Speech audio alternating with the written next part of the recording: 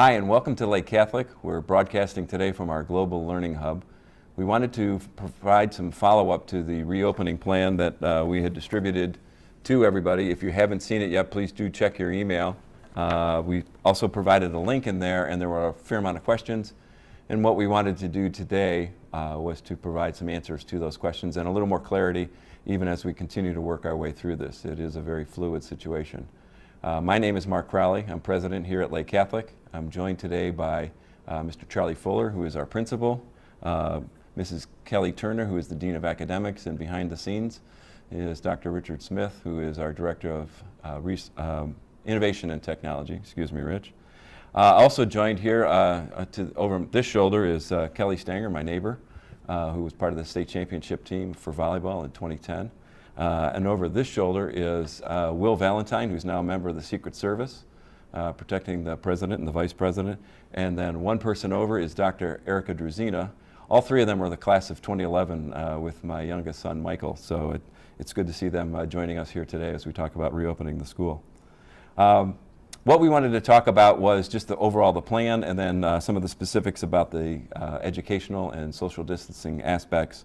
The way we put together the plan was they had committees following a plan by the diocese had put together to get us thinking. It was asking a lot of questions. And so we went through that and put it together with teachers and staff who volunteered to be on each of those individual committees. And we started to put together our thoughts based on that. We sent it out intentionally kind of early with the link to the survey and the questions so that you would have an opportunity to be able to provide us feedback. And in that discussion, I think we've also been able to allow ourselves to add a little more clarity to the plans and the ideas that we have going. One of the things that came up as a question by way of the plan was opening on August 20th and asking, why would we do that? We wanted to keep the school on schedule as much as possible. When you start a delayed start, you start to sacrifice some things in the middle of the year and some flexibility there. As well as you go later into the summer, and that's never really a good choice. We do have the flexibility that a lot of the school districts in the area don't have, in that we are one building and it is air conditioned. So the other school districts who are dealing with masks and the protocols for wearing those on a hot day in the summer without air conditioning have opted to start a little bit later to just allow their students that little bit of flexibility. One of the things that we have discussed is the idea that just to get students used to the idea of what the new protocols are, we're changing our schedule. We will not have an orientation for new students on the 19th. Rather, on August 20th, we will be open for freshmen. And the freshmen will walk through their schedule, they get used to the things, the protocols, and how things work. On August 21st, it will be only sophomores in the building going through their schedule. August 24th and a Monday would be the juniors only in the building, and then Tuesday of the 25th would be seniors. And again, the idea is go through the schedule, get used to the protocols of what's happening, and then August 26th would be the first full day for the school, and everybody will get to experience that together then. And now I would like to turn it over to Mrs. Kelly Turner, Dean of Academics, to talk about the learning phases and the simultaneous learning and what that looks like. Kelly? Thank you. So I just want to take a few moments to clarify, particularly it was page 3 of our reopening plan. We apologize for any confusion. It does appear that there's possibly 3 different options for learning, but I just want to go through and kind of clarify. Really, it's the first 2 columns are what's optional right now. So face-to-face, on-campus learning, sending your student to school 5 days a week, would be one option. And then the simultaneous learning is going to be an option for any student who is not comfortable being in the building. And I'll get into a few more details about that later.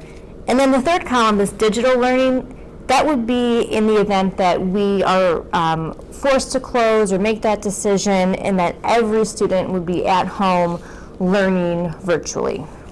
So I hope that helps kind of clear that up. So back to the simultaneous learning. What is it? Well, basically we are going to have all of our classrooms and teachers equipped with the ability to live stream their classes. So while the students are at school in person, going through their regular bell schedule, students will have the opportunity to be at home and follow their regular schedule and tune into those classes. They'll be able to go into their Google Classroom and be able to join the class through a Google Meet session. This, like I said, can be an option if you choose to. There was an email sent home last week that gave a little bit more clarity, and there was also a sign-up form if you wanted to essentially enroll your student in that option from the beginning of school. If you did not receive that email, please let us know so that we can make sure that we have your correct email address and we can get that information to you. So again, students will be at home. They'll go through their regular school schedule. They will need to have a designated space at home that's quiet, without distractions. They will be required to be in their school uniform. Their webcam will need to be on, and they will need to be in that class when the class begins. They'll need to be present and visible for the teacher. So the expectation for the at-home learners is going to be exactly the same for students that are at school in regards to attendance, dress code, and their conduct in the class. Also, if students are choosing to learn at home, they will not have to commit for any long period of time, like a quarter or a semester. We want to, keep that invitation open to our community for students to come back to school when they're ready, or if they're not comfortable or in the event of an illness that they're able to continue their learning at home. We will have a more of a detailed process in place that will be sending out details later as far as how that works. If all of a sudden middle of October you want to transition your son or daughter from one type of learning to the next. So more details will follow with that. But we did send an email last week asking just right now if anybody knows for sure that they would like to begin in the simultaneous learning, that they can let us know by August 1st. The great thing about simultaneous learning too is that it's not just an option or a choice if you want to stay home, but it's also there in the event of an illness. So if a student does get sick, or if they have to quarantine at home for 2 weeks, they can go through the same process of tuning into class and being able to continue their learning that way. Again, all the expectations for learners at home will be the same as learners at school. The grading scale is the same. So the only difference is that they're tuning in at home versus being here in the classroom. A couple other questions came up about classes that would require students to be at school, such as science labs. We are confident that all of our classes will be able to participate in the simultaneous learning. So there really is no required class at school. In the event of science labs, our science teachers have already found some really great resources online that will allow students to participate in virtual labs. So every class will be able to adapt to this type of learning.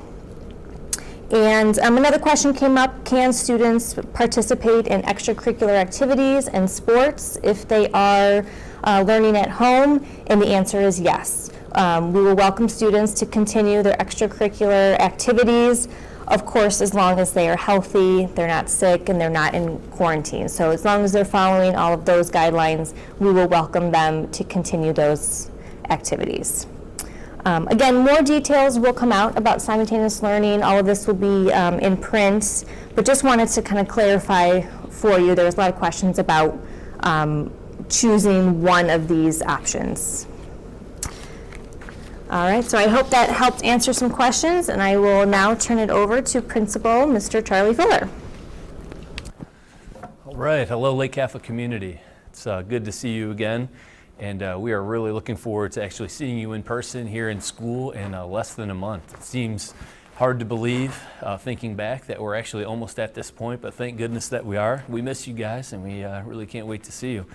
I want to talk a little bit about social distancing. So obviously, social distancing is something that we are concerned about. The idea of putting all the kids in 6-foot wide bubbles probably isn't going to work. But our goal is to maximize in all situations the amount of social distancing that is taking place in our classrooms, in our hallways, as we enter school, as we leave school, and even in the cafeteria. So our pledge to you is that we are going to maximize all social distancing opportunities. This is something that we plan to train our students on in the beginning of school, so we'll roll this out and how this will actually work for our students. And again, our pledge to you is that we will maximize social distancing, keeping everybody in our community as safe as possible. One way that we're going to do this is with lockers. So we'll actually be using every other locker in the school, and we are going to try to minimize student trips to the locker every day. Instead, we're still working on this, but we are going to allow bags of some sort throughout the school day. Please don't go out and buy a brand new backpack right now. Obviously, we do still have a concern with school safety. This is the reason that our students don't carry backpacks throughout the school day every day. So we are looking for an option to allow the students to carry their materials in bags and therefore not have to return to their lockers throughout the school day. Classrooms, I actually personally worked with a couple teachers today for about an hour, playing with a couple different room setups that we have to maximize social distancing. And very excited to say that the teachers and I both were pleased with how we're able to do this and still maintain our normal class size while keeping students as far away from each other as possible. Class changes, same situation. We want to make sure that students aren't gathering kind of in choke points throughout the school. So we have created a map of the traffic flow throughout the school. And this is something that we will roll out to the students in those first couple days of school. We're really looking at this as an opportunity to have a slow reorientation back into face-to-face learning, and this traffic flow will definitely be something that we'll be training our students on one grade at a time. We're also thinking about some possibilities with our daily schedule. So our school day potentially could start a little bit earlier, but the main school hours, 8 to 3:05, will be our school day. But we are playing with the schedule a little bit and plan a release of more information on this soon. Finally, another area that I'm sure people are concerned about is the cafeteria. So we will actually be using checkered board seating style. So students will not be sitting directly next to each other or directly across from each other. And we have actually worked with some of our summer staff here to rearrange the entire cafeteria. And we're excited actually about how much distance we're able to create between each seat in the cafeteria.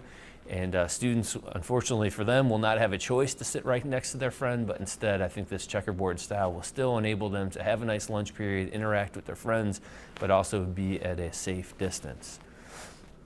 Next question that follows is masks. So we are requiring that our faculty, staff, and students wear masks throughout the school day. Are you able to bring your own mask? Yes. One thing that I would say is we need to make sure that the mask is appropriate for a Catholic school environment and that it is not a distraction to others. Instead of trying to create a giant list of do's and don'ts with masks, my rule of thumb would be if you're asking yourself if it would be appropriate for school, it's probably not. And my rule of thumb will be I know it when I see it. If it's a distraction, if it creates a problem, we will simply ask you to wear one of the 2 masks that we will be giving to every student or to purchase an appropriate mask from our school bookstore. Consequences for not wearing a mask are simple. If you're not wearing a mask, you won't be able to participate.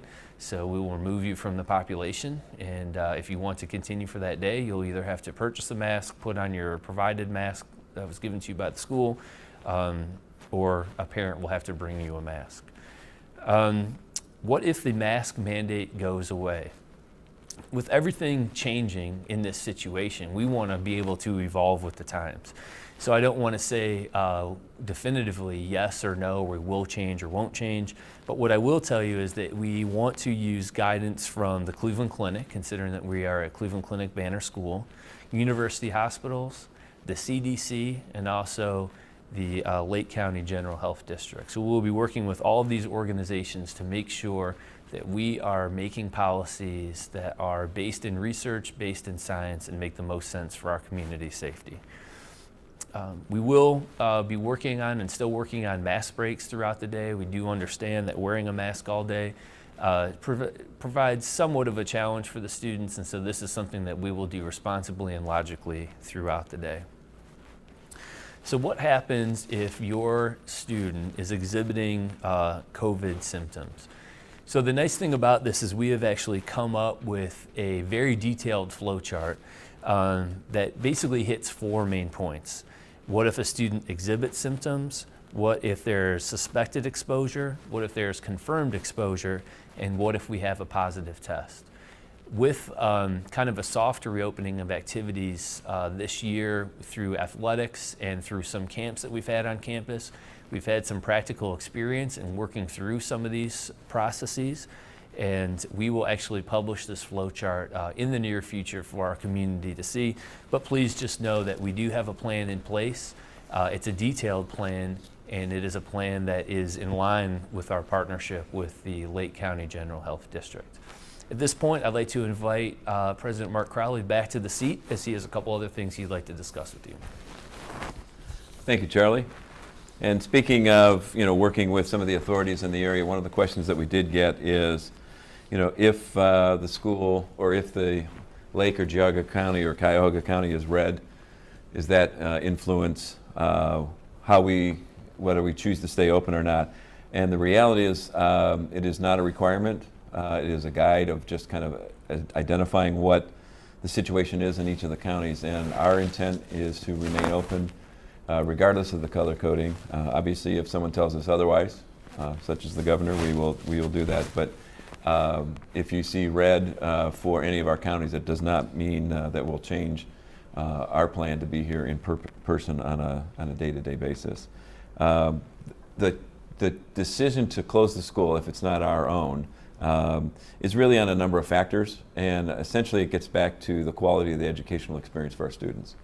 We want to make sure that we have as much opportunity to create the Lake Catholic experience for our students as possible, and if we're finding that the situation surrounding us is impeding that, then we'll stop and we'll make the decision to go all remote or change our plans.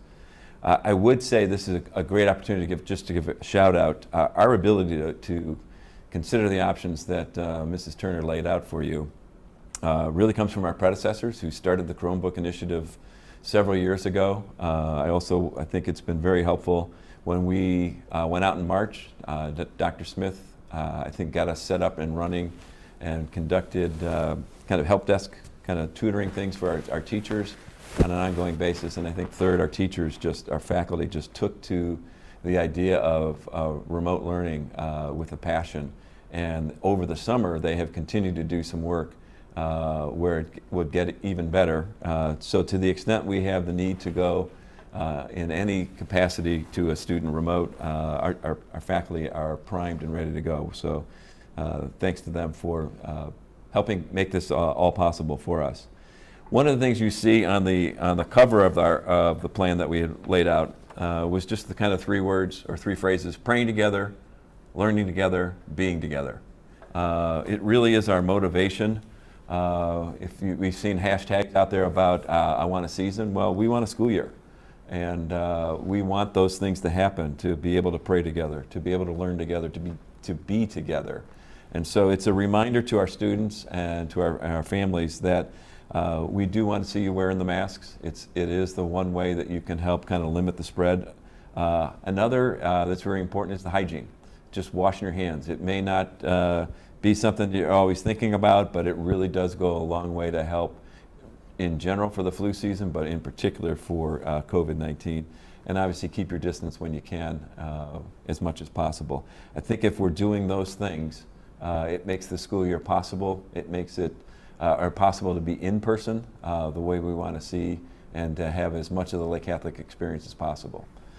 I'd like to turn it back over to Charlie to cover a couple last points before we sign off. Thank you, Mark. A couple other things to just reiterate what Mark is saying is we really do want this school year to be as normal as possible. We obviously know that we face a lot of challenges with the COVID-19 pandemic, but when it comes to athletics and extracurriculars, although this situation is still evolving really day to day, we want to have as many experiences, regular high school experiences as possible on campus, on our fields, and on our opposition's fields. So I will let you know we are in constant contact with our athletic directors and with our partner schools, the teams that we compete with, to make sure that we understand the situation and that we are able to provide a safe experience, but also as many experiences as possible for the students. When it comes to transportation, the same protocols that are in place getting to and from school will remain in place. And when it comes to in-game activity, obviously our coaches and moderators will take the lead on this, but we have all worked together to understand what the Lake County General Health District would advise us to do, what the OHSAA would advise us to do, and we are making sure that our plans are in line with those directives and that we are making safe and responsible decisions for all of our student athletes and participants in other events. Obviously, this is constantly evolving, and this is something that we will do everything we can to keep you as up to date as possible. When it comes to the planning process for all of this, this isn't something there's no playbook for this. This is obviously unprecedented. And myself, Kelly Turner, and Rich Smith, we are lucky enough to be a part of the Diocesan Reopening Committee. Truly, this was a chance to get an inside look into the planning that was going on downtown and with some of the other administrators and some of our Catholic schools in Northeast Ohio. And we are very confident that we have taken the best elements that everybody had to offer and put them into our plan for reopening. Also this summer, the Lake Catholic faculty participated in a book study. So we all together read the Creating the Anywhere, Anytime Classroom. And actually the author of the book, Dr. Casey Reason, was there for the intro to our book study, and then the culminating 3-hour professional development session was actually run by him. I cannot tell you how much great conversation we had by this, and honestly how much we move forward as a unit to be prepared to serve your students when school reopens. Throughout this presentation, we did try to answer all of the questions that we did receive, but this does not need to be the end. So please realize that we want to be open, we want to be transparent, and we want to be responsive to all of your questions and needs. So please feel free to reach out to any of us, to Mark, to Kelly, or to myself. We really do want to work with you. We want to understand your concerns. We want to make sure that we understand your perspective and that we can create an environment that will meet your needs and basically create a situation where your students will thrive in a school environment that is as normal as possible. So on behalf of Mark Crowley and Kelly Turner and Rich Smith, I would like to say thank you. And again, if you have further questions, feel free to reach out.